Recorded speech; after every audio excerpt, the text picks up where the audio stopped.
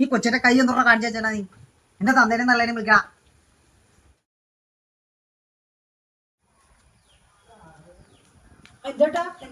ഈ കൊച്ചിന്റെ കൈ നിങ്ങളുടെ മോൻ മാന്തി പറിച്ചു വെച്ചാ അവൻ ചെയ്തേ. എന്തായാലും തിങ്കളാഴ്ച സ്കൂളിലേക്ക് വണ്ടി ഞാൻ ശരിയാക്കി തരാം.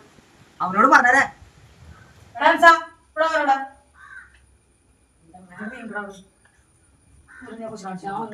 പിന്നെ ഒന്നും ചെയ്യണ്ട. അവരോട് ഒച്ചപ്പാടിക്കുന്നത്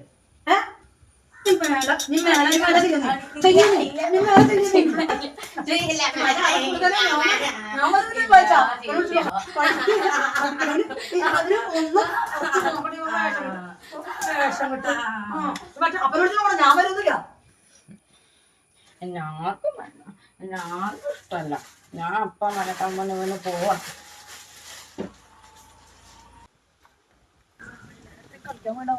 മക്കളെ ആൻസ കളിക്കാൻ വന്നായിരുന്നു.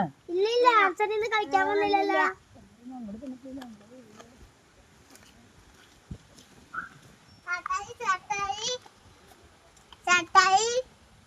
എടി നീ കണ്ട ചേട്ടനോടേക്ക് പോയത് നോണ പറയുന്നത് ഓടിച്ചിരിക്കണ്ട് പറയാ മോള്. അവര് പിന്നെ നമ്മളെ കൊല്ലും.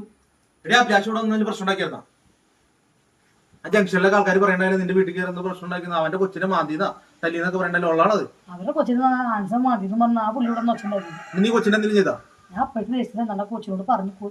നിന്നോട് കരക്കാരെ ഓരോന്ന് പറയണ കേട്ട് നീ പിള്ളേനെ ഓർന്ന് തല്ലാൻ നിന്നോട് പറഞ്ഞാ ഞാൻ പറഞ്ഞോട് നിന്നോട്. പിന്നെ അവരോ നിങ്ങൾ പറയുമ്പോ എന്തൊരു ചെയ്യണം. പെട്ടെന്ന് അപ്പോഴത്തെ ദേശത്തില് കൊച്ചിന് തല്ലി. പിള്ളേരാകുമ്പോ അങ്ങനെയൊക്കെ ഉണ്ടാവും. എന്റെ കൊച്ചിനെ കാണാനില്ല.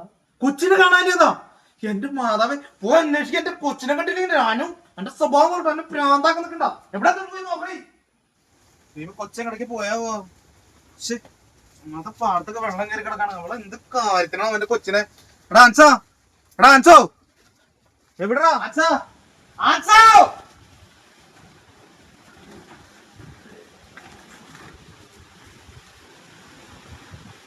അല്ല വൈകുന്നേരത്തിന് കൊച്ചു വന്നില്ലേക്കുണ്ടല്ലോ.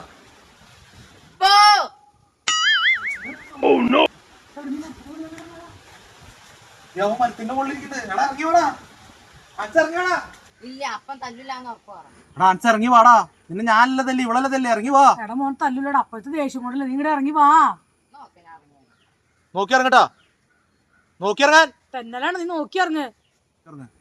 നമുക്ക് ഇറങ്ങി ഇറങ്ങാം. ഞാൻ വരാം. വാ വാ മോനെ. നിന്നെ കാണാണ്ട് ഞാൻ